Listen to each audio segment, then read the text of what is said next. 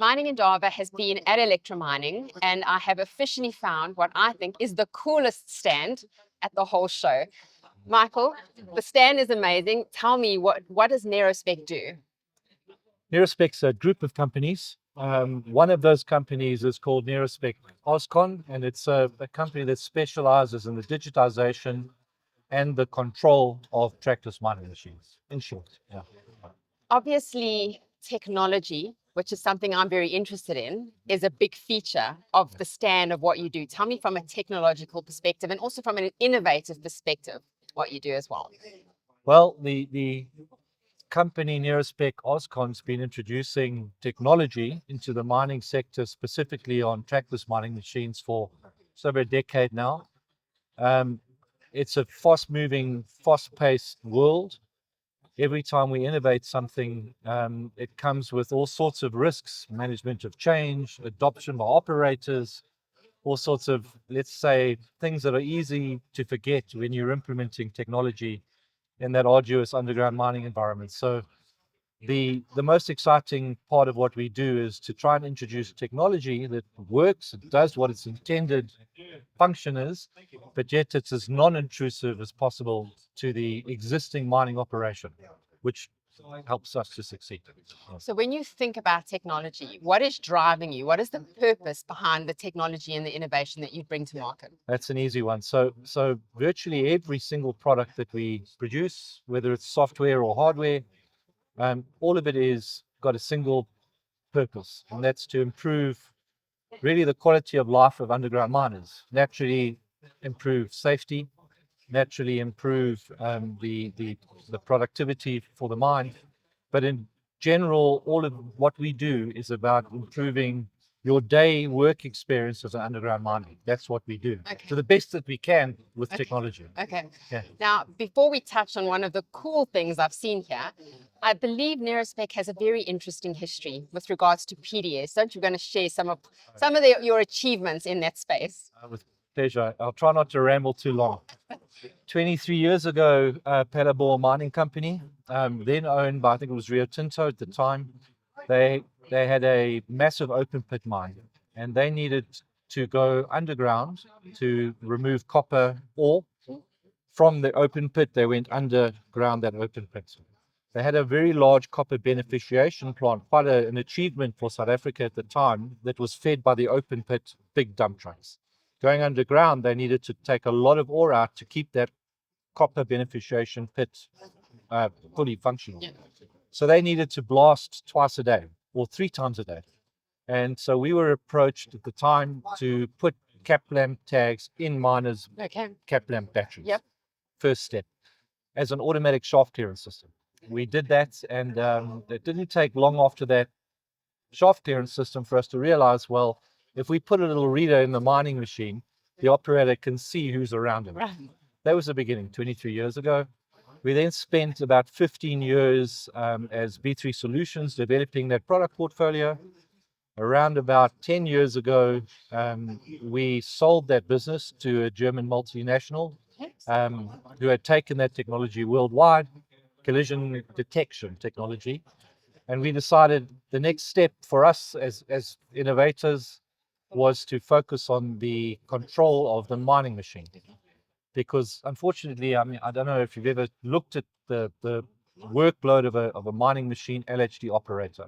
We see it in our charts and graphs. They spend literally 8 hours in that high temperature, high noise environment operating these machines.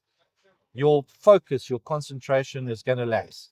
So this complacency will set in. Yeah. So naturally, if something is detected, they may not respond accordingly based on the detection alarms. So machine intervention was the next evolution of that technology. And we spent the last 10 years purely in the machine intervention control space. Okay. With multiple OEMs and now multiple proximity detection companies, we sort of positioned ourselves in the middle to really get around the problem of operator complacency as a result of long exposure to these detection systems.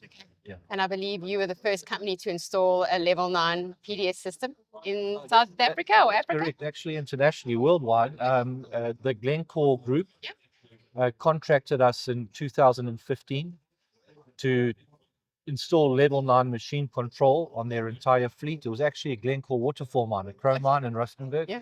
And Glencore had a long tradition of detection innovation. We thought of our first clients other than Palabora Mining Company was Glencore. And we were engaged in 2015. There was around 43 machines on site at Glencore's waterfall chrome mine, underground mine. It was interesting because LHDs from multiple LHD vendors, underground ambulance, believe it or not, Yeah. underground small golf carts, that we use for man transport. Of course, your drill rigs, also other OEM vendors. And we set about figuring out how to do machine intervention on propulsion and braking and articulation lockout on these 40 odd machines. And by the end of 2015, we'd achieved that. Okay. And so together with Glencore and the PDS vendor, we can proudly say we were the first mine-wide machine type independent level 9 implementation. Fantastic. Amazing. Now, innovation has continued in your company because what I've seen on your stand is what you call a navigator. To me, it looks like a pod. Don't you want to explain, Michael, what the navigator is all about? It looks pretty unusual and different and quite innovative as far as mining is concerned. Tell me about the navigator. So in short form, detecting people around mining machines so that you can alert the operator, step 1. Step 2, take control of the machine so that even if the operator doesn't notice the alarm, the machine slows down and stops so that person or other machine underground is not put in harm's way. Step 3 is to take the operator out of the machine underground and put him in a controlled air-conditioned environment. He's still doing his job, navigating that machine underground in a virtualized world that he can be out of harm's way, fall of ground, noxious gases, collisions, and still maintain, let's call it tactic control of that machine remotely. Of course, it comes with the advantage that when the machine is standing idle, he can switch to the next machine, and that same skilled operator can be controlling multiple machines at the same time, or more or less at the same time. Now, your navigator has a very specific design. Yes. Unlike anything else I've ever seen. Yeah. What was the thought process behind the design of your navigator? Well, it didn't come like that in the beginning. We evolved it. Okay. Our very first version was effectively a truck. Think about a vehicle surface, long transport haulage truck seat, as comfortable as can be, with the necessary controls. And that worked well technically. But what we discovered with our clients was, unless it's sort of hidden away in a container somewhere, the distraction from people walking past, normally an operator is not that distracted. Yeah. So we decided that to solve that, we would immerse the operator in this virtualized pod as best we could. Okay. So the sounds were realistic, so the surround screen would keep him focused on as if he was operating his machine In in his isolation machine underground. And that was the genesis of that design. Yeah. It's absolutely fantastic. Pleasure. Michael, the innovation that your company is bringing to the mining industry is absolutely fantastic, and I can't wait to see what you do in the future. Thank you very much. I appreciate the time and taking the time to come and see what we do. Absolutely. Yeah. All right. Technology is a major focus at Mining Indaba, and if you want to come and see new technologies such as what we spoke about today, join us in February in Cape Town next year.